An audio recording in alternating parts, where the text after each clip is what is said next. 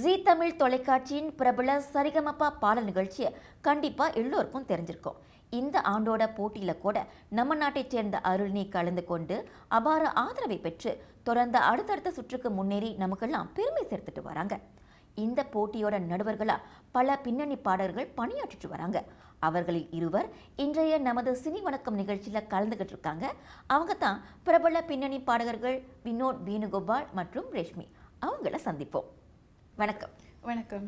வணக்கம். மலேசியாவோட சினி வணக்கம் நிகழ்ச்சியில் உங்கள் இருவரையும் சந்திப்பதில் எங்களுக்கு ரொம்ப மகிழ்ச்சி. Thank you so much. Thank you.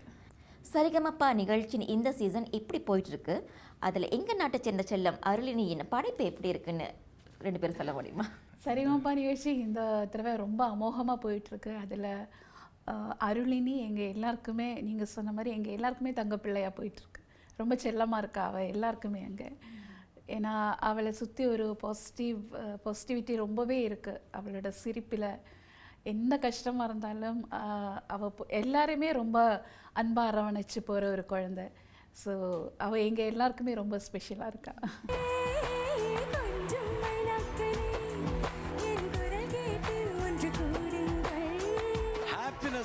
Arulini கொஞ்சம் ஏதாவது டிப்ரெஷனில் இருந்தால் கூட இந்த பெர்ஃபார்மன்ஸ் பார்த்தா போதும். அதான் நான் அவளை கூப்பிடுறதே ஹாப்பி கேர்ள் அப்படி தான் கூப்பிடுவேன். ஹாப்பி கேர்ள்னாலே அவள் சிரிச்சுட்டு வருவாள். ஸோ எங்கே போனாலும் ஒரு இந்த ஹாப்பினஸ் இருக்குது. நீங்கள் பார்க்குறச்சே அது இதுலேயே கன்வே ஆகுது. அவங்க பாடிட்டு இருக்கிறச்ச அவங்க பாடுற விதம் எல்லாமே ஒரு ஹாப்பினஸ் இருக்குது இல்லையா, அது பெரிய விஷயம்.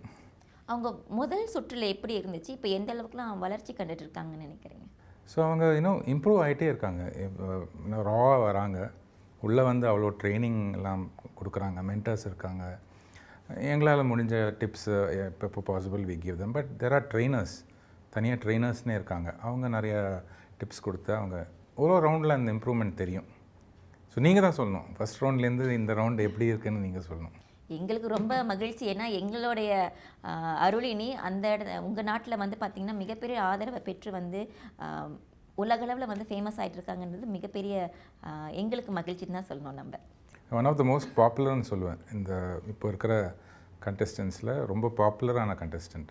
ஏன்னா எந்த அப்லோட் போட்டாலும் அது ரீச் அப்படி போகுது. சரிங்க சார். மேம், நீங்கள் வணக்கம் மலேசியா நேயர்களுக்காக உங்களுடைய இசை பயணத்தின் தொடக்கம் பற்றி கொஞ்சம் சொல்ல முடியுங்களா? என்னோடய இசை பயணம், நான் ரொம்ப சின்ன குழந்தையிலேருந்து ஒரு 8 வயசுலேருந்து நான் ஸ்டேஜ் ஷோஸ் பண்ண ஆரம்பித்தேன். ஸோ அங்கேருந்து நான் 94 பேசிக்கலி மலையாளி, கேரளா. ஸோ அங்கேருந்து சென்னைக்கு வந்தேன் ஃபிலிமில் பாடுறதுக்காக. என்னோடய அப்பாவும் மியூசிக் டைரக்டர். ஸோ அப்படி அங்கேருந்து இப்போ ஒரு 30 இயர்ஸாக நான் இண்டஸ்ட்ரியில் இருக்கேன். அதுதான் என்னுடைய. எத்தனை பாடல்கள் பாடியிருக்கீங்க? நான் ஒரு படங்கள் இல்லை, நான் ஆக்சுவலி ஸ்ட்ரெயிட் சாங்ஸ் அபவ் 500 பாடியிருக்கிறேன். டப்பிங் சாங்ஸ் ஆயிரக்கணக்காக பாடியிருக்கிறேன். ஒர்க் பண்ண மூவிஸ் எனக்கு கணக்கு தெரியலை. ஏன்னா 30 இயர்ஸ் ஒர்க் பண்ணியிருக்கிறேன். ஐ மீன் அப்போ ஆல் இண்டஸ்ட்ரி அங்கே சென்னையில் தான் இருந்தது. ஸோ எல்லா லாங்குவேஜுமே பாடிட்டு இருந்தோம். சென்னை ஒரு ஹப்னு சொல்லுவாங்க, அங்கே தான் இருந்தது. ஸோ எல்லா லாங்குவேஜும் அங்கே இருந்ததுனால அவ்வளோ படங்கள் வருஷக்கணக்கில் அத்தனை ஆயிரம் படங்கள் பண்ணியிருக்கனால எனக்கு கணக்கு தெரியல. சார் நீங்கள் சொல்லுங்கள் சார், உங்களுடைய தொடக்கம். என்னோடது நான் I am born and brought up in Chennai. So நான் இன்டர் காலேஜேட் ஸ்கூல் காம்படிஷன்ஸ் அப்படி பாடி தான் மியூசிக்கில் அந்த ஒரு இன்ட்ரெஸ்ட் வந்தது. அன்ஃபார்ச்சுனேட்லி அந்த டைமில் சினிமா பாட்டு எங்கேயும் என்கரேஜ் பண்ணல. மியூசிக்னால் கிளாசிக்கல் மியூசிக் அவ்வளோதான், அப்படி தான் இருந்தது. அப்பா ஐஐடியில் இருந்தார். ஸோ ஒரு மாதிரி ஸ்ட்ரிக்ட் என்வாயன்மெண்ட். அண்ட் என் அக்கா ஆல்ரெடி ஃபீல்டில் இருந்தாங்க, சுஜாதா, அவங்க பாடிட்டு இருந்தாங்க. ஸோ ஃபில்ம் மியூசிக் என்கரேஜ் பண்ணல. நானே நிறையா சினிமா பாட்டு பாடினது வீட்டில் தெரியாமல் தான் போய் பாடிட்டு இருந்தேன். பட் அது அப்படியே இட் கண்டினியூட். தென் அப்படியே ஸ்லோவாக ராஜா சார் கிட்ட கொஞ்ச நாள் ஒரு 4 years I was singing harmonies. So அப்படி ஸ்டார்ட் ஆச்சு என்னோடய ஜேர்னி. சார், நம்ம அடுத்த கேள்விக்கு போகிறதுக்கு பதிலாக 2 பேருமே எங்களுடைய நேயர்களுக்காக ஒரு பாடல்.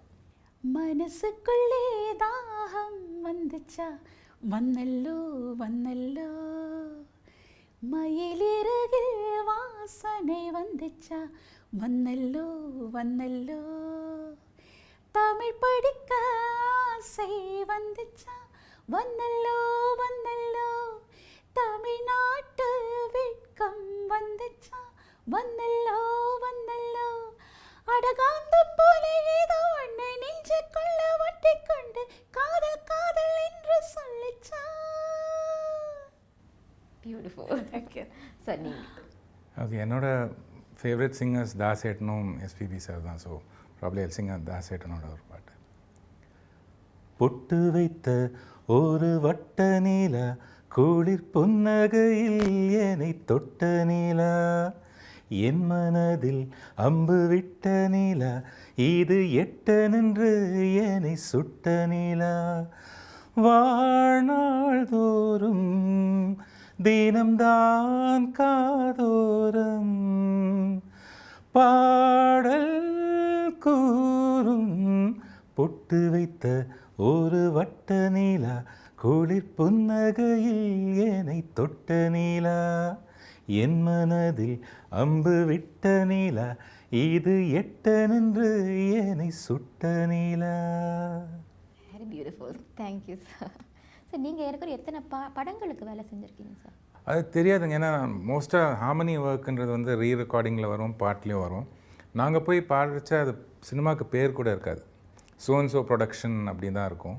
பட் ரிலீஸ் ஆன அப்புறம் காதலுக்கு மரியாதையில் ஒர்க் பண்ணியிருக்கோம். அதில் நிறையா அந்த ரீ ரெக்கார்டிங்கில் ல ல ல ல ல ல ல ல ல அதெல்லாம் மேல் போர்ஷனோட வந்தது. அதே மாதிரி அதில் ஒரு பாட்டு இருக்கும், ஐயா வீடு திறந்து தான் கிடக்கு உள்ளே வந்து பந்தி போடு, அதில் கோரஸ்லாம் நாங்கள் பாடியிருக்கோம். அப்புறம் இன்னொரு பாப்புலர் சாங் வந்து கான கருங்குயில கச்சேரி வரியா வரியா, அதெல்லாம் நாங்கள் தான். ஸோ அந்த மாதிரி நிறைய ராஜா சார் அந்த ஒரு 4 years 4.5 years நிறைய அந்த தர்மா அப்படின்னு ஒரு விஜயகாந்த் சாரோட மூவி அதில் ஒர்க் பண்ணியிருக்கோம். அப்புறம் அஃப்கோர்ஸ் எம்எஸ்வி சாருக்கு ரெக்கார்டிங்ஸ் அந்த டைமில் ஒர்க் பண்ணியிருக்கோம். ஸோ எவ்வளோ மூவிஸ்ன்னு தெரியல, பட் நிறையா இருக்குது. Vidyasagar also we have done. Toughest அது மியூசிக் டைரக்டர் அப்படின்னு யாராச்சும் இருக்காங்களா? என்னை பொறுத்த வரைக்கும் எல்லாம் டஃப் தாங்க. பிகாஸ் அதை போய் ஒரு ஒரு க்ரியேட்டர் ஃபஸ்ட்டு டைம் அதை நம்ம சொல்லி கொடுத்து அதை எம்பைப் பண்ணி அதை ரீப்ரொடியூஸ் பண்ணுறது பெரிய விஷயம். இப்போ ஒரு ஸ்டேஜ் பர்ஃபார்மன்ஸில் நம்ம அந்த சாங்கை வந்து 10 வாட்டி 100 வாட்டி கேட்கலாம். ஆனால் ரெக்கார்டிங் நினச்ச அங்கே தான் அந்த சாங்கே கேட்குறோம், அவங்க சொல்லி நம்ம அதை ரீப்ரொடியூஸ் பண்ணுறோம். ஸோ அது it's a very difficult thing. So every song அது எல்லாமே அந்த ஸ்டூடியோ அந்த சமயத்தில் தான் நீங்கள் செய்வீங்க. ஆமாம். முன்னுக்கு இல்லை புரியல ஒன்றுமே தெரியாது. அங்கே போகும்போது அவங்க சொல்லி கொடுப்பாங்க. அதே மாதிரி ஸ்டேஜ் சிங்கருக்கும் ரெக்கார்டிங் ஆர்டிஸ்ட்டுக்கும் இருக்கிற டிஃப்ரென்ஸ் என்னென்னா, இப்போ அந்த ஒரு பாட்டு நிறைய தடவை கேட்டு கற்றுக்கிட்டு நம்ம பாடுறோம். இது அவங்க சொல்லி கொடுக்கும்போது ஒரு சொல்லுவாங்க, அப்புறம் அவங்க அங்கேருந்து கேட்கும்போது இல்லை இது இப்படி வேண்டாம் நம்ம இப்படி மாற்றலாமா, ஸோ அது மாற்றிட்டே இருப்பாங்க. ஒரு டியூன் நீங்கள் வெளியில் வர்றதுக்குள்ளே நிறைய சேஞ்சஸ் பண்ணியிருப்பாங்க. ஸோ அதை ஒவ்வொரு தடவை அதை சொல்லும்போது நம்ம அவங்க ஃபஸ்ட்டு கற்றுக்கிட்டது மைண்டில் ஸ்டக் ஆகிடுச்சுன்னா மாற்றுறது கஷ்டம். ஸோ அது எத்தனை தடவை சொன்னாலும் மாற்றி மாற்றி பாடுறதுக்கான ஒரு டேலண்ட் இருக்கணும். ஸோ அன்லேர்னிங் வந்து எப்போவுமே ரொம்ப டிஃபிகல்ட், லேர்னிங் இஸ் ஈஸியர். ஆனால் நம்ம ஒன்று கற்றுட்டு ஓகே இதுதான் அப்படின்னு போகிறோம் மைக் முன்னாடி, டக்குன்னு மாற்றிடுவாங்க. ஸோ நம்மளுக்கு வந்து அந்த ஃபஸ்ட்டு கற்றுனது that will always be in our mind. அதை அன்லேர்ன் பண்ணி நெக்ஸ்ட்டு கற்றுக்கணும், அது ரொம்ப கஷ்டம். இப்போ ஏறக்குறைய ஒரு பாடல் வந்து ஃப்ரம் த கிராக் ரெக்கார்ட் பண்ணி எடுக்கிறதுக்கு எவ்வளோ காலம் பிடிக்கும்? டேஸ் போகலாம், இல்லை 1 day மேக்ஸிமம் முடிச்சிடலாம்? இல்லை இப்போது என்னை பொறுத்த வரைக்கும் நான் வந்து எக்கச்சக்கமான படங்கள் ஒர்க் பண்ணியிருக்கிறேன். அதான் சொன்னேன், எத்தனை ஆயிரத்துக்குன்னு எனக்கு கணக்கே கிடையாது. நான் வந்து பரத்வாஜ் சார் கூட அசிஸ்டண்ட்டாக ஒர்க் பண்ணியிருக்கேன். ஒரு டம்மி டியூன் போடுவார், ஒரு பல்லவி மட்டும். ஸ்னேகன் ரைட்டர் உங்களுக்கு தெரியுமா இருக்கும். ஸோ ஸ்னேகன் இருக்கும், நான் இருப்பேன், நாங்கள் 3 பேர் சேர்ந்து ஸ்னேகன் ஒரு டம்மி லிரிக்ஸ் போடுவார். அந்த டியூனை நான் பாடி போடுவேன், இல்லை வெறும் லல்லபி ததகாரம் பாடி போட்டுருவோம். ஸோ அந்த மாதிரி நிறைய டியூன்ஸ் வந்து ரெக்கார்ட் பண்ணி வச்சுட்டு ஏதாச்சும் ஒரு டைரக்டர் இல்லைன்னா ப்ரொடியூசர் வர்றப்போ இந்த டியூனை போட்டு காமிச்சிட்டு அதுலேருந்து அவங்களுக்கு பிடிச்ச ஒரு டியூன் எடுப்பாங்க. அதுக்கப்புறம் அந்த பல்லவிக்கு ஒரு சரணம் நாங்கள் பண்ணுவோம். இது பண்ணி முடிச்சுட்டு அப்போது டம்மி லிரிக்ஸில் நிறைய தடவை பாடி இந்த டியூன் நிறைய வாட்டி என்ன ஆகும்னா வெறும் அந்த ட்ராக் சாங் வச்சு ஷூட் பண்ணிவிடுவாங்க. அதுக்கப்புறம் தான் ஒரிஜினல் ரெக்கார்டிங்கே நடக்கும். ஸோ இது சில பாட்டெல்லாம் கொஞ்சம் நாள் எடுக்கும். இப்போ நான் மனசுக்குள்ளே பாடினதே, நான் அது ஃபஸ்ட்டு டைம் நான் பாடும்போது அது ஃபுல் தமிழில் தான் இருந்தது, லிரிக்ஸ் வேறே இருந்தது. அது ஒரு 10 தடவை அது மாற்றிருக்கோம் லிரிக்ஸ். கடைசியில் தான் ஒரு தடவை நான் அதை பாடுறப்போ ஏதோ ஒரு வார்த்தை நான் பாடினது தப்பாக இருக்கும்போது எனக்கு ஆட்டோமேட்டிக்காக ஒரு மலையாளம் வந்துருச்சு. ஆச்சு அது அப்படி இல்லை, அது மலையாளத்தில் வரவும் சேரன் சாருக்கு வந்தது, இது ரொம்ப நல்லா இருக்குது, அதை அப்படியே மலையாளத்தில் வச்சுட்டுன்னு அந்த ஒரு லைனில் ஸ்டார்ட் ஆனது தான் கடைசியில் அந்த பாட்டு ஃபுல்லாகவே ஃபீமேல் மலையாளம் பாடலாம். மலையாளம் எழுதுனது நான் தான் அந்த சாங். மனசுக்குள்ளே தாகம் வந்துச்சா வந்தல்லோ வந்தல்லோ மகிழிறகில் வாசம் வந்துச்சா வந்தல்லோ வந்தல்லோ. ஸோ இதெல்லாம் வந்து கொஞ்ச நாள் எடுத்த ஒரு பாட்டு. ஸோ நிறைய பாட்டு அந்த மாதிரி ஆகும். சிலது வந்து ஒரே நாளில் ட்ராக் பாடிடுவோம். மெயின் சிங்கர் வந்து அப்புறமா வந்து அந்த பாட்டு மட்டும் மிக்ஸ் பண்ணிட்டு போயிடுவாங்க. ஆனால் பாருங்களேன், தனித்தனியாக செய்கிற ஒரு விஷயம் கூட அழகாக ஒன்றா சேர்த்து ரொம்ப பியூட்டிஃபுல்லான சாங்கை வந்து கடைசியில் வந்து வந்துடுது. சரி, இந்த மாதிரி உங்களுடைய உங்கள் கெரியரில் வந்து மிகப்பெரிய மாற்றத்தை கொடுத்த ஒரு பாடல், ஒரு படம் அப்படின்னா எதை சொல்லுவீங்க? பெரிய மாற்றம் ராஜா சார்ன்ற ஒரு பர்சனாலிட்டி தான் நான் சொல்லுவேன். ஏன்னா அவர் பாட்டு கேட்டு தான் எஸ்பிவி சார், யேசுதாஸ் இவங்க 3 பேரோட சாங்ஸ் கேட்டு தான் பாடணும். அது ஒரு நமக்குள்ளே அந்த திறமை இருக்குதுன்னு கண்டுபிடிச்சது அவங்க சாங்ஸ்னால தான். ஸோ அவங்க சாங்ஸ் எல்லாமே ஒரு பெரிய சேஞ்ச் கொண்டு வந்த ஒரு விஷயந்தான். எனக்கு ஆட்டோகிராஃப் தான் ஆஃப்கோர்ஸ். பட் அது எனக்கு தெரிஞ்சு மனசுக்குள்ளே நான் பாடினதுக்கு முன்னாடியே வந்து ஜேஜே ரிலீஸ் ஆயிடுச்சுன்னு நினைக்கிறேன். ஜேஜே அப்புறம் ரிலீஸ் ஆயிடுச்சுன்னு தெரியல. பட் அதில் அந்த உன்னை நினைக்கவேன்ற சாங் வந்து அது பயங்கர ஹிட் ஆயிடுச்சு. அது எனக்கு ஆக்சுவலி தெரியல இது இவ்வளோ பெரிய ஹிட்டாக அந்த சாங் அப்படின்றது. சில பாட்டெல்லாம் வந்து இப்போ நாங்கள் சென்னையில் வந்து சில சாங்ஸ் வந்து மலேசியாவில் ஹிட் ஆகிற சாங்ஸ் அங்கே பெருசாக தெரியாது. அந்த மாதிரி அவுட்டர் இந்தியாவில் வந்துட்டு பயங்கரமான ஹிட்டான ஒரு சாங் உன்னை நினைக்கவே. எனக்கு என்னோடய பர்சனல் ஃபேவரெட்டும் அந்த சாங் தான். ஏன்னா அது ரொம்ப டைம் எடுத்து ஒர்க் பண்ண ஒரு பாட்டு அது. உன்னை நினைக்கவே நொடிகள் போதுமே, உன்னை மறக்கவே யுகங்களாகுமே. உன்னை நினைக்கவே நொடிகள் போதுமே. அஃப்கோர்ஸ் நான் வந்து பரதாஸ் சார்கிட்ட ஒர்க் பண்ணதுனால எல்லா சாங்ஸுமே நான் தான் ட்ராக் பாடுறேன். அதே மாதிரி ஹம்மிங்ஸ் இப்போது அந்த ஆட்டோகிராஃபில் பார்த்தீங்கன்னா ஞாபகம் வருதேக்கு முன்னாடி வர ஹம்மிங் என்னோட ஹம்மிங் தான். ஒவ்வொரு பூக்களுமே நடுவில் வர்ற ஹம்மிங் என்னோடது. இது மாதிரி ஆயிரக்கணக்கான ஹம்மிங்ஸ் பாடியிருக்கிறேன். ஸோ இந்த பாட்டு என்னோட பர்சனல் ஃபேவரெட். ஆனால் ஆட்டோகிராஃப் தான் வந்து எனக்கு ஒரு கரியர் பிரேக் பெரிய இதுக்கு எடுத்தது. சரி, நீங்கள் பாடகர அறிமுகம் ஆன அந்த சூழல் வந்து பார்த்தீங்கன்னா எப்படி இருந்துச்சு? இப்போ இருக்கிற சூழல்லாம் எப்படி இருக்குன்னு நினைக்கிறீங்க? அன்றைக்கி வந்து ரொம்ப ஃபியூ சிங்கர்ஸாக இருந்தாங்க. சிங்கர்ஸ்னால் எண்ணி சொல்லலாம், இவங்கெல்லாம் தான் சிங்கர்ஸ் அப்படின்னு. இன்றைக்கி வந்து ப்ளேபேக் சிங்கர்ஸ்ன்றது வந்து ஆயிரக்கணக்கில் இருக்காங்க. ஆனால் சாங்ஸ் வந்து அவ்வளோ இல்லை. சாங்ஸோட லெங்த் கம்மியாயிட்டே வருது. ஒரு டைமில் வந்து ஒரு பாட்டு 3 சரணம் இருந்தது எம்எஸ்வி சார் டைம்லலாம். அதை கம்மியாகி இன்றைக்கி 3 மினிட்ஸில் ஒரு சாங் முடியுது. ஸோ இன்றைக்கி பர்சனாலிட்டிஸ் பாட ஆரம்பிச்சிட்டாங்க. லைக் கம்போசர் பாடுறதோ ஹீரோஸ் பாடுறாங்க. ஒரு சிங்கருக்கு வந்து பெருசாக ஒர்க் இல்லை. So it's becoming very very competitive. And reality shows, எல்லா சேனல்லையும் ஒரு ரியாலிட்டி ஷோ. அதில் வந்து ஒரு 25 பேர் ஃபைனல்ஸ் அந்த ஒரு சீசனில் வராங்க. இந்த 25 பீப்புள் எவ்ரி 5 months வந்துகிட்டே இருக்காங்க. ஸோ ஒரு 3 சேனல் இருந்தால் 75 singers every 6 months are coming into the industry. So it's becoming very difficult. இந்த பாடல் திறன் போட்டிகள் அப்படிலாம் சொல்கிறப்ப வந்து பார்த்திங்கன்னா பல பேர் வந்து வர வைக்கிறாங்க. ஏன்னா வந்து பார்த்திங்கன்னா அவங்களோட திறமையை வந்து வெளிக்காட்டுறதுக்கான ஒரு தளம் கிடச்சிருக்கு. அந்தமாரி ஒரு இடம் கிடைக்கிறதே ரொம்ப கஷ்டம் இல்லையா அப்படின்ட்டு அது டேலண்ட் வெளிப்படுதுன்னு சொல்கிறாங்க. ஒரு சில தரப்பினர் என்ன சொல்கிறாங்கன்னா, இந்த மாதிரி வந்து டேலண்ட்லாம் வந்து நீங்கள் வந்து மேடையில் அறிமுகப்படுத்திட்டு அதன் பிறகு வந்து பார்த்திங்கன்னா இந்த எலிமினேஷன் ரவுண்டெல்லாம் வரப்போ நீங்கள் வந்து எலிமினேட் பண்ணுறப்போ அது வந்து பார்த்திங்கன்னா அவங்களுக்கு வந்து மன உளைச்சலுக்கு ஆளாக்குது அப்படிலாம் சொல்கிறாங்க. இதை பற்றி உங்களுடைய கருத்து? இல்லை, அது மன உளைச்சலுக்கு பார்க்குறவங்களோட நினைப்பு தான் அது. அவங்க அந்த ஒரு நேரத்தில் அது கொஞ்சம் கஷ்டமாக தான் இருக்கும். அஃப்கோர்ஸ் அந்த போட்டி வந்து முன்னுக்கு போய்த்தானே ஆகணும். 25 பேரையும் ஃபைனலில் கொண்டு வந்து நிப்பாட்டிட்டு அதிலேருந்து நம்ம ஒன்றும் பண்ண முடியாது. ஸோ இந்த செலெக்ஷன் ரவுண்டுன்றது நாங்களே வந்து எலிமினேட் பண்ணுறது அவ்வளோ ஈஸி கிடையாது. அது அவ்வளோ யோசித்து உன்னிப்பாக ஒரு லைன், ஏன்னா கொஞ்ச நாளைக்கு கொஞ்சம் விட்டு பிடிப்போம். அதுக்கப்புறம் ஒரு டாப் 20 உள்ளே வந்ததுக்கப்புறம் இன்னும் கொஞ்சம் ரொம்ப ஸ்ட்ரிக்டாக பார்க்க ஆரம்பிப்போம். ரொம்ப மைன்யூட் இது கூட கண்டுபிடிச்சு, ஏன்னா ஒருத்தங்களை அவுட் பண்ணுறதுக்கு ஒரு ரீசன் வேணும், அந்த மாதிரி பார்த்து இது பண்ணுறோம். ஒரு ஃபைன் டியூனான ஒரு ஆர்டிஸ்ட்டு வின் பண்ணணும் அப்படின்றதுக்காக தான் அந்த இது பண்ணுறோம் லாஸ்ட்டு இது. ஸோ கண்டிப்பாக ஒருத்தங்க எலிமினேட் ஆகி தான் ஆகும். இது தெரிஞ்சு தானே வர்றாங்க. போட்டினாலே அதுதானே. இப்போது நம்ம ஸ்கூல்லேயே எக்ஸாம்ஸ் எழுதுகிறோம். சில பேர் ஃபெயில் ஆகிறாங்க, சில பேர் பாஸ் ஆகிறாங்க. பட் அதனால எக்ஸாம் தப்புன்னு சொல்ல முடியாது இல்லையா. ஸோ அது காம்படிஷன், அது அப்படி தான் ஆகும். அண்ட் வரவங்களுக்கும் அது தெரியும். At some point of time elimination நடக்கும். நம்ம லக் எப்படி depends on that. So many factors. Voice வந்து ஒரு நாள் வந்து நல்லாயிருக்கும், இன்னொரு நாள் நல்லா இருக்காது. சில நல்லா பாடுற சங்கதி வந்து இன்னொரு நாள் வந்து வாய்ஸ் கோஆப்ரேட் ஆகுது. இதுவும் மசில்ஸ் தானே. ஸோ சம்டைம்ஸ் இப்போ நம்மளே வந்து சில டைம் 20 kgs ஈஸியாக தூக்கிடுவோம். பட் ரொம்ப ஸ்ட்ரெயினான மசில்ஸ் வந்து 20 kgs தூக்கிறச்ச வலிக்கும். ஸோ அதே மாதிரி தான் vocal card is also like a muscle. So sometimes it not cooperate. So இந்த இதெல்லாம் தெரிஞ்சு தான் வராங்க. அந்த சமயத்தில் எப்படி அவங்க பெர்ஃபார்ம் பண்ணுறாங்க அதை பேஸ் பண்ணி தான்.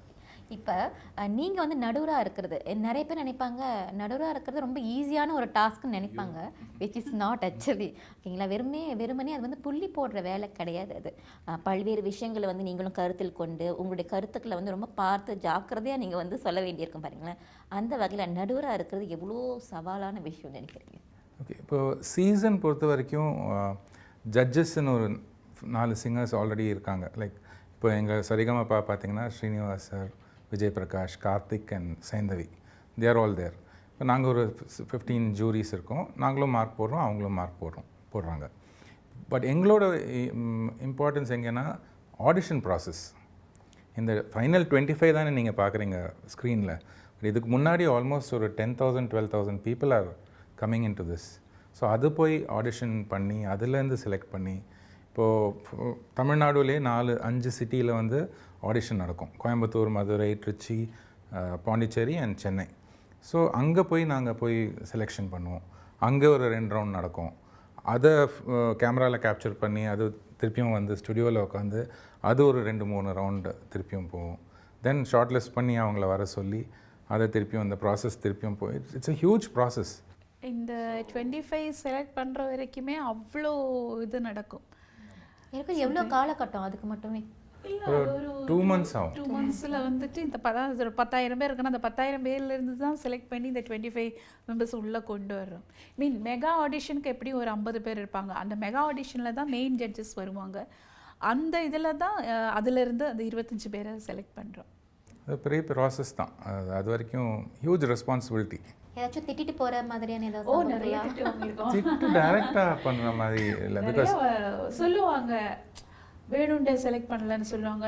ஏன்னா அவங்களுக்கு தெரியாது அவங்க என்ன தப்பு பண்ணுறாங்க. நான் நல்லா தானே பாடுறேன் அப்படின்னுவாங்க. ஸோ அப்படி சொல்லும்போது சில பேர்கிட்ட வந்து புரிஞ்சுப்பாங்க, சில பேர் இல்லை அப்படின்னு சொல்லிட்டு நம்மக்கிட்ட வம்புக்கு நிற்பாங்க, பண்ணியே ஆகணும் அப்படின்னு. அதெல்லாம் நிறைய நடக்கும். இன்னொன்று என்னென்னா, இப்போது ஒரு சென்னை ஆடிஷன்ஸில் 1400 or 500 பீப்புள் கேம். இப்போ 1500 பீப்புள் நாங்கள் ஒரு 10 ஜூரிஸ் இருக்கிறோம், 10 பூத்ஸ். இப்போ ஒரு பூத்தில் வந்து 100 பீப்புள் ஒரு நாளைக்கு பாடுறாங்க. இவங்க எல்லாத்துக்கும் வந்து இது சரியாக பாடல, line by line we cannot say. So அதனால் we just say selected or not selected. So அதனால அவங்களுக்கு ஒரு எதனால செலக்டட் இல்லை. இப்போ எக்ஸ்பிளைன் பண்ண போனால் 1000 பீப்புளுக்கு வந்து ஒரு 5 days நாங்கள் பண்ணணும். ஸோ அந்த ஸ்டேஜில் அந்த ஃபீட்பேக் கொடுக்கறதில்ல.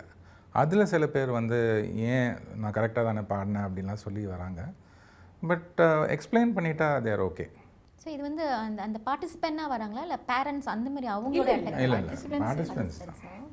சில்ட்ரன், சின்ன குழந்தைங்கள்லாம் வந்து ஆமாம், நிறையா பேரண்ட்ஸ் தான் அந்த கொஞ்சம் ஒரு காம்படிட்டிவ் ஸ்பிரிட் அவங்கக்கிட்ட தான் ஜாஸ்தியாக இருக்குது.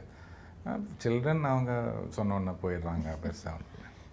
சரிங்க மேம். இப்போது ஒரு பாடகராக அறிமுகம் ஆகிறப்போ வந்து பார்த்தீங்கன்னா ஒரு ப்ரொஃபஷனல் சிங்கர் ஆகிறதுக்கு எவ்வளோ காலம் பிடிக்கும்னு நினைக்கிறீங்க? அது எவ்வளோ சவால்னு நினைக்கிறீங்க நீங்கள்? இது மியூசிக்கை பொறுத்த வரைக்கும் இப்போது என்னென்னா, பசங்களை வந்து கிளாஸுக்கு சேர்க்கும்போது எவ்வளோ நாளில் வந்து சங்கீதம் படிப்பாங்க அப்படின்னு ஒரு கேள்வி கேட்பாங்க. இன்னும் யேசுதாஸ் சார் கிட்ட கேட்டோன்னா எனக்கு சங்கீதமே தெரியாதுன்னு சொல்லுவார். நான் இன்னும் அதை அங்கே தூரத்துலேருந்து பார்க்குற ஒரு குழந்தையா நிற்கிறேன்னு சொல்லுவார். ஆனால் இப்போ வர்ற பிள்ளைங்களோட அம்மா அப்பா எவ்வளோ நாளில் படிச்சிடுவாங்க அப்படின்னு கேட்பாங்க. சரி, இது வந்து ஒரு கடல் மாதிரி இருக்கிற ஒரு விஷயம். அதில் நம்மளுக்கு வந்து 4 ஸ்வரம் தெரிஞ்சுக்கிறதுக்கே நமக்கு ஒரு வாழ்க்கை ஃபுல்லாகவே வேண்டி இருக்குது. ப்ரொஃபஷ்னல் சிங்கர் ஆகிறதுக்கு அப்படின்றது வந்து அந்த ட்ரைனிங் தான். அவங்க இதர் கிளாசிக்கல் தான் வேணும்னு இல்லை, ஹிந்துஸ்தானியாக இருக்கலாம், வெஸ்டர்னாக இருக்கலாம், ஃபோக்காக இருக்கலாம். எதில் இருந்தாலுமே அவங்க எவ்வளோ தூரம் அவங்க அதில் அவங்க அர்ப்பணித்து அவங்க அதை எடுத்துக்கிறாங்களோ அந்த அளவுக்கு ஃபாஸ்ட்டாக பண்ண முடியும். அண்ட் இதில் ஒரு எக்ஸ் ஃபேக்டரும் இருக்குது. யூ கேன் ஹேவ் டெக்னிக்கலி ப்ரில்லியண்ட்டாக பாடலாம், ஆனால் அது வந்து கனெக்ட் ஆகாது. இப்போது அந்த கனெக்ஷன் எதனால் ஆகுதுன்னு யாருக்கும் தெரியாது. இப்போ சுஜாதா பாடுறாங்க, சித்ரா சேச்சி பாடுறாங்க, அவங்கெல்லாம் வந்து பாடுறச்ச சம்திங் இஸ் தேர். டெக்னிக்கலாக ஈக்குவலாக பாடுறதுக்கு 1000 பேர் இருக்காங்க. ஆனால் இவங்க வாய்ஸ், அந்த ஃபீல் எல்லாம் சேர்த்து தான் ஒரு அவுட்புட் வருது. அது that no one can say, it has to just come. And how you understand music, அதுவும் இருக்கு இல்லையா. சில பேருக்கு மேத்ஸ் எவ்வளோ சொல்லி கொடுத்தாலும் மேத்ஸ் ஏறாது. ஆமாம். ஸோ அதே மாதிரி தான் மியூசிக். ஸோ இன்றைக்கி என்னென்னா வறட்சியே வந்து என் பையன் வந்து டாப் 5ல் இருக்கணும் ரியாலிட்டி ஷோவில், அப்படி தான் வராங்க. So how to you do that? So ஒரு மாதிரி கமர்ஷியல், அது நிறையா டீச்சர்ஸும் அப்படி இருக்காங்க. நீங்கள் என்கிட்ட கிளாஸ் வாங்க, நான் உங்களை வந்து ஃபைனல்ஸ் வரைக்கும் கொண்டு போகிறேன் அப்படின்னு சொல்லி கிளாஸஸ் எடுக்கிறாங்க. So it's a very wrong வே. கிளாஸில் இப்போ நான் நிறைய கிளாஸஸ் எடுத்துகிட்ருக்கேன், ட்ரெயின் பண்ணிகிட்ருக்கிறேன். ஸோ 2வது கிளாஸ்லேயே கேட்பாங்க, சிங்காரவேலனை எடுக்கிறீங்களாண்ணா. சிங்காரவேலனையா? பாட்டை படிக்கிறதுக்கு கூட ஆகலை, சிங்காரவேலனை எடுத்துகிட்டு உடனே அடுத்து அப்படி தான் நினைக்கிறாங்க பேரண்ட்ஸே, அப்படி நினைக்கிறாங்க. Fast food generation. நான் என்ன சொல்கிறேன்னா, மியூசிக் மட்டும்தான் வந்து நம்ம கடவுளோட கனெக்ஷன் இருக்கிறவங்களுக்கு தான் சொல்கிறது. ஏன்னா ஸ்ருதி தாளம் இது 2 வந்து உள்ளே இருக்கணும். இது இருந்தால் தான் வெளியில் கொண்டு வர முடியும். எல்லாமே கண்ணால் பார்த்து கற்றுக் கொடுக்கலாம். ஈவன் நம்ம டான்ஸ் தெரியாதவங்க கூட ஏதோ நம்ம பார்த்துட்டு கை காலை ஆட்டி ஏதோ பண்ணலாம். பட் அந்த ஸ்ருதி தாளம் மியூசிக் மட்டும் உள்ளே இருக்கிறவங்களுக்கு மட்டும்தான் வெளியில் கொண்டு வர முடியுமே தவிர இதுதான் ஸ்ருதின்னு நம்மளுக்கு அதை காமிச்சு கொடுக்க முடியாது. தாளம் சென்ஸு நம்மளுக்கு காமிச்சு கொடுக்க முடியாது. ஸோ அது உள்ளே இருக்கணும். அது இருந்தால் மட்டும்தான் நம்ம வந்து அவங்கள வெளியில் கொண்டு வர. மியூசிக் மட்டும்தான் அது அப்படி இருக்குது. தமிழ் இசைன்னு சொன்னாலே இந்தியாவை தான் எல்லோருமே அண்ணாந்து பார்த்த காலம் மாதிரி இப்போ பல நாடுகளில் திறமையான பாடல்களும் இசை கலைஞர்களும் வந்து உருவாகிட்டு இருக்காங்க. அதை பற்றி நீங்கள் என்ன நினைக்கிறீங்க? அது நல்ல விஷயந்தான். ஏன்னா ஃபில்ம் மியூசிக் மட்டும் இருந்த ஒரு டைம் இருந்தது. இப்போ அது மாதிரி இண்டிபெண்ட் ஆல்பம்ஸ், எஸ்பெஷலி இப்போ மலேசியா எடுத்தால் ஐ எம் ஸோ அமேஸ்ட். இங்கே வந்து நான் film music is doing so well. எவ்வளோ ஸ்டார்ஸ் வந்திருக்காங்கல்ல. I think Dileep Varman, people like him are non film. ஜெயின்னு நேத்திக்கு ஒருத்தரை மீட் பண்ணோம். அந்த சாங்ஸ்லாம் வந்து ரொம்ப பாப்புலராக இருக்குது. இந்தியாவில் இன்னும் ஃபில்ம் விட்டு வரல. If you look at Punjabi music மட்டும்தான் ரொம்ப இண்டிபெண்ட் மியூசிக்கை சப்போர்ட் பண்ணுறது. பட் ஸ்லோலி அது மாறும்னு தோணுது. ஏன்னா இவ்வளோ சிங்கர்ஸ் இருக்காங்க, சினிமாவில் வாய்ப்பு இல்லை. இவங்கெல்லாம் இண்டிபெண்ட் மியூசிக் வந்து நான் ஃபில்ம் மியூசிக் பண்ணால் தான் அவங்களுக்கு அவங்க வாய்ஸ் ரீச் அவுட் ஆகும்னு தோணுது. So I think it will develop. And different genres இன்றைக்கி நிறையா டைப்ஸ் ஆஃப் மியூசிக் கேட்குறாங்க. இன்றைக்கி ஓப்பன் அப் ஆகிடுச்சுல இன்டர்நெட்டில். இன்றைக்கி சைனாவில் ரிலீஸ் ஆனால் இமீடியட்லி இங்கே கேட்கலாம். ஸோ டிஃப்ரெண்ட் ஜானர்ஸ் எக்ஸ்பெரிமெண்ட் பண்ணுறாங்க. So I think it's good for music. இது இந்தியாவில் எப்படி வரவேற்கப்படுது சார்? வருது, அதோட இன்ஃப்ளூயன்ஸ் இருக்கே. நீங்கள் சாங்ஸ் கேட்டாலே தெரியுமே. இப்போது ஒரு கொரியாவில் ஒரு பாட்டு ஹிட் ஆச்சுன்னா அந்த டைப் ஆஃப் மியூசிக் வந்து கண்டிப்பாக ஏதோ ஒரு படத்தில் வந்து அந்த சாயல் கண்டிப்பாக இருக்கும். ஸோ எல்லோரும் கேட்குறாங்க. எங்கே ஹிட் ஆகுதோ இமீடியட்லி ரீச் ஆகுது. அதோட இன்ஃப்ளூயன்ஸ் வந்துடும். சார் இப்போ வந்து ஏஐ தொழில்நுட்பம் அது வந்து பார்த்திங்கன்னா ரொம்ப வேகமாக வளர்ந்துட்டு வருது. பல துறைகளில் வந்து பார்த்திங்கன்னா பலரோட வேலையை அது ஓவர்டேக் பண்ணிருச்சுன்னு சொல்லலாம். இது வந்து இசைத்துறையை பாதிக்கும்னு நினைக்கிறீங்களா? இல்லை robot can sing is it? பாதிக்கும். But I don't think it will replace. It may enhance. சில சமயம் வந்து லாஸ்ட் சவுண்ட்ஸை வந்து கொண்டு வரலாம். இப்போது ஒரு கிஷோர்குமார் ஃபேன் திடீர்னு கிஷோர்குமார் வாய்ஸ் கேட்கணும் அப்படின்னா ஒரு பாட்டு வரலாம். பட் அதர் தென் தட் அது பெருசாக அவ்வளோ இம்பேக்ட் ஆகும்னு எனக்கு தோணலை. ஏன்னா அந்த பாவமெல்லாம் இன்னும் இருக்குது. இன்றைக்கே வந்து சித்ரா சேச்சி பாடின ஒரு சாங் கண்ணாலனை வந்து ஸ்ரேயா கோஷல் வாய்ஸில் ஏஐ வச்சு பண்ணியிருக்காங்க. பட் அதில் வந்து அந்த பர்ஃபெக்ஷன்ஸ்லாம் அவ்வளோ இல்லை. ப்ராப்ளி அது இன்னும் வரலாம். கோயிங் ஃபார்வர்ட் பர்ஃபெக்டாக ரீப்ரொடியூஸ் பண்ணுற மாதிரி வரலாம். But I don't think it will replace the human voice. Sir இப்போ நீங்கள் 2 பேருமே வந்து பார்த்திங்கன்னா இணைஞ்சு ரொம்ப அற்புதமான ஒரு விஷயம் வந்து பண்ணிகிட்ருக்கீங்க, சமக்கிருதா அப்படின்ட்டு. அந்த இனிஷியேட்டிவ் பற்றி கொஞ்சம் சொல்லுங்களேன். அது வந்து இந்த பேண்டமிக்கில் தான் ஸ்டார்ட் ஆச்சு. நாங்கள் பேண்டமிக் டைமில் வந்து we wanted to do something for the musicians. அப்போ ஆன்லைனில் வந்து ஒரு ஃபண்ட் ரேசர் மாதிரி பண்ணிவிட்டு வி ஆர் ஜென்ரேட்டிங் மணி. ஒரு 300 மியூசிஷியன்ஸ் சப்போர்ட் பண்ணிகிட்டு இருந்தோம். பேரலாக அப்போது வந்து நிறையா காம்படிஷன்ஸ் ஆன்லைனில் நடந்தது. அந்த டைமில் lot of such competitions are going on. அப்போ அதில் ஒரு இந்த ஸ்பெஷல் சில்ட்ரன் ஜட்ஜ் பண்ணதுக்கு கூப்பிட்டாங்க. அப்போ அங்கே போய் பார்க்குறச்ச அவ்வளோ டேலண்ட்ஸ் இருந்தாங்க. And slowly we started interacting with some of them. Parents கிட்ட பேசணும். அப்போது அவங்க அண்டர்கோ பண்ண ஸ்ட்ரகிள்ஸ்லாம் கேட்டால் இட் வாஸ் ரியலி சேட். ஏன்னா இந்த சில்ட்ரனுக்காக பேரண்ட்ஸ் எல்லாம் வேலையெல்லாம் விட்டு வந்திருக்காங்க. அவங்கள பாட வைக்கணும். அவங்கள பாட வைக்கிறதுக்கு யாரும் பேமெண்ட் தரதில்லை. அண்ட் நல்ல சிங்கர்ஸ், இது சும்மா ஜஸ்ட் பிகாஸ் தேர் டிஃப்ரெண்ட்லி ஏபிள்னால பாட வைக்கிற அந்த மாதிரி சிங்கர்ஸ் இல்லை, நல்ல ப்ரொஃபஷனல் லெவலில் பாடுற சிங்கர்ஸை இந்த மாதிரி ட்ரீட் பண்ணுறாங்க. சரி நம்ம லெட்ஸ் டூ சம்திங் அப்படின்னு நினச்சி வி ஃபார்ம் தி சமக்ரதானா இன்க்ளூசிவ்னஸ். ஸோ இந்த சில்ட்ரனை ஐடென்டிஃபை பண்ணி நல்லா பாடுற singer, as good as a professional singer, அவங்கள ட்ரெயின் பண்ணி we make them sing in programs and give them a payment. And செலிப்ரிட்டிஸோட பாட வைக்கிறோம். ஏன்னா மோஸ்ட் ஆஃப் த டைம் இவங்களை வந்து ஒதுக்கிடுறாங்க, இவங்கள வந்து மெயின் சிங்கரோட பாட வைக்கிறது இல்லை. ஸோ அதெல்லாம் பார்த்து சரி ஏதாவது ஒரு சேஞ்ச் நம்ம பண்ணலாமே அப்படின்னு சொல்லி both of us together.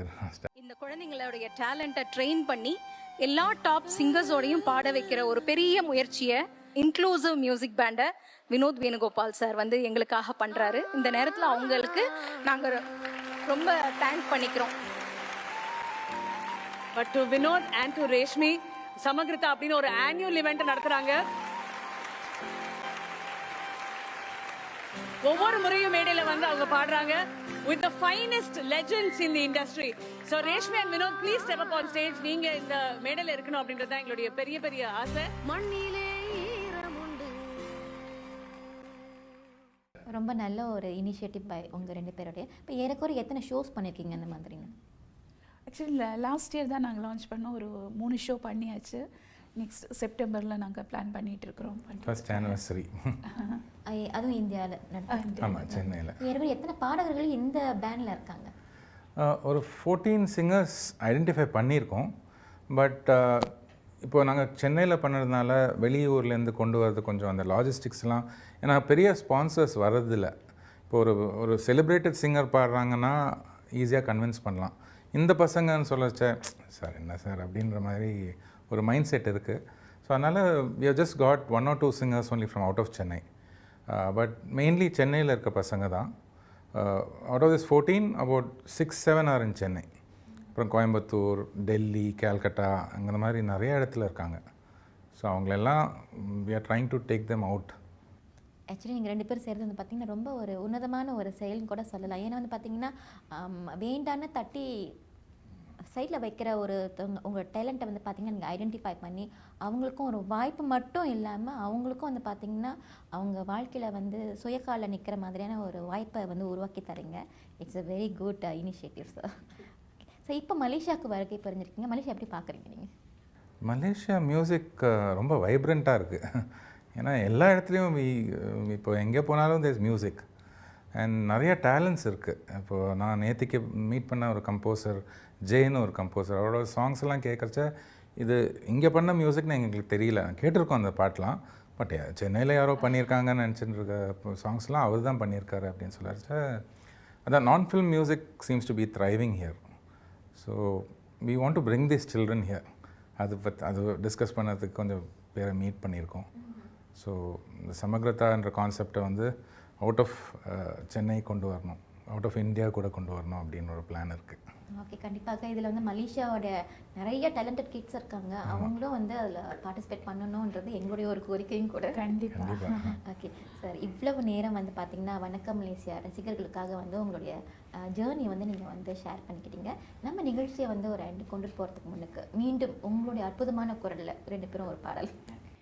உன்னை நினைக்கவே நொடிகள் போதுமே, உன்னை மறக்கவே யுகங்கள் ஆகுமே, நீ கேட்கையில் சலனமே இல்லையே, நான் நினைக்கையில் ஓரமாய் வலிக்குதே, என் மார்பில் காதல் வந்து மையமிட்டதே, உன்னை நினைக்கவே நொடிகள் போதுமே, உன்னை மறக்கவே யுகங்கள் ஆகுமே. Thank you ma'am.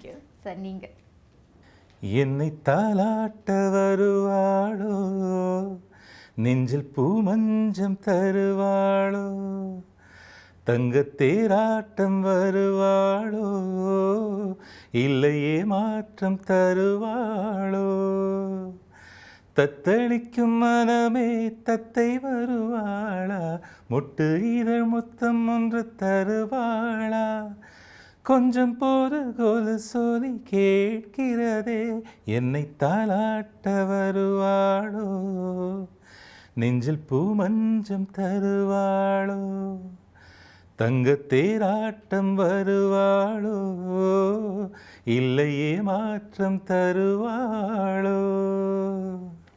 Thank you so much. உங்களுடைய குரல் இன்னும் பல அற்புதங்களை வந்து படைக்கணுன்றது எங்களுடைய ஆசை. உங்கள் இருவருக்குமே நன்றி எங்களுடைய நிகழ்ச்சியில். தேங்க்யூ. தேங்க்ஸ் டு வணக்கம் மலேசியா எங்களை வந்து இங்கே இந்த பிளாட்ஃபார்மில் எங்களை இன்ட்ரடியூஸ் பண்ணதுக்கு பெரிய ஒரு thanks to all. Thank you. Thank you.